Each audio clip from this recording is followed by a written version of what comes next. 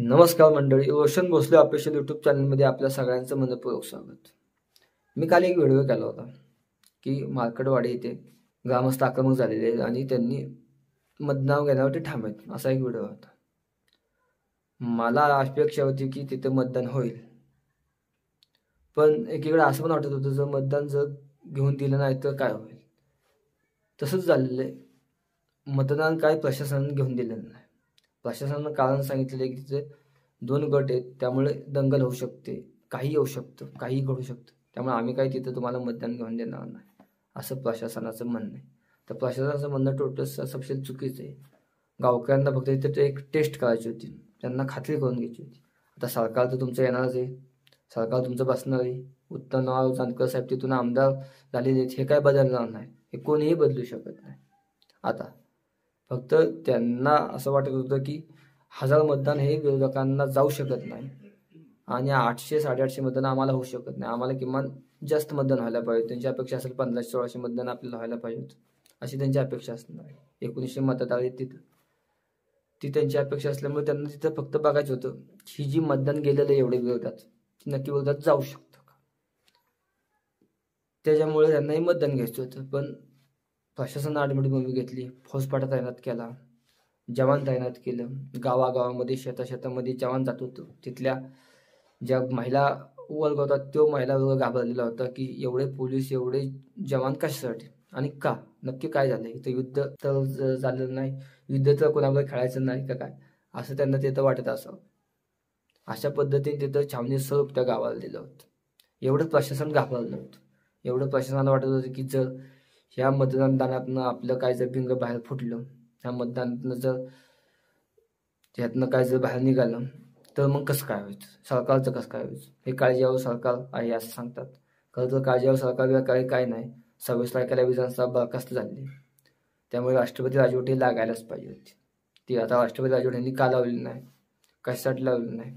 राज्यपालांचा अधिकार राज्यपालांना माहिती आहेत का, संविधान माहिती आहे का राज्यपालांना, ही आठवण करून खरं तर जनतेने दिला पाहिजे की राज्यपाला तुम्ही राष्ट्रपती राजवट लावा. तुमचं सरकार जेव्हा तुम्हाला सरकार स्थापन करायचे तेव्हा करा, तोपर्यंत राष्ट्रपती राजवट ही महाराष्ट्रात लागायलाच हवी.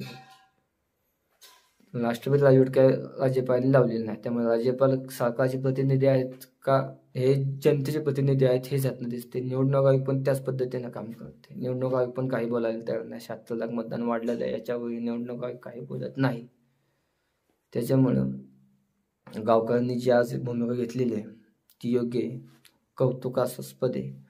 आणि गावकऱ्यांच्या भूमिकेमुळे मेसेज महाराष्ट्रात एकच गेलेला आहे की मशीनमध्ये 100% गोळे, हा मेसेज गेलेला आहे.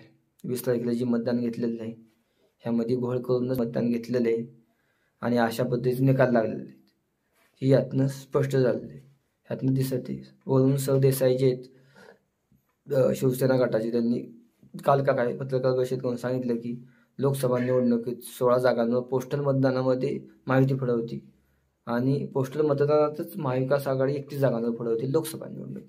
विधानसभा निवडणुकीत तशाच पद्धतीनं 143 जागांवरती महाविकास आघाडी पुढे होती आणि 140 जागांवरती महायुती पुढे होती. अशा पद्धतीने निकाल लागायला पाहिजे होतं, असं वरून सरदेसाईंचं म्हणणं आहे. म्हणजे त्यांचं असंच म्हणणं आहे की हे इमोशनमध्ये घोळ झालेलं आहे. कुशंका शंका सगळ्यांच्याच मनात आहेत, महाराष्ट्राच्या जनतेच्या मनात आहेत. हजारो कमेंट्स करतात की हे जे मतदान झालेलं आहे ते ह्यातमध्ये घोळे, संशय व्यक्त करतात माणसं. याच्यावर कोणीही सरकार बोलायला तयार नाही, काळजीवर सरकार, निवडणूक आयोग बोलायला तयार नाही.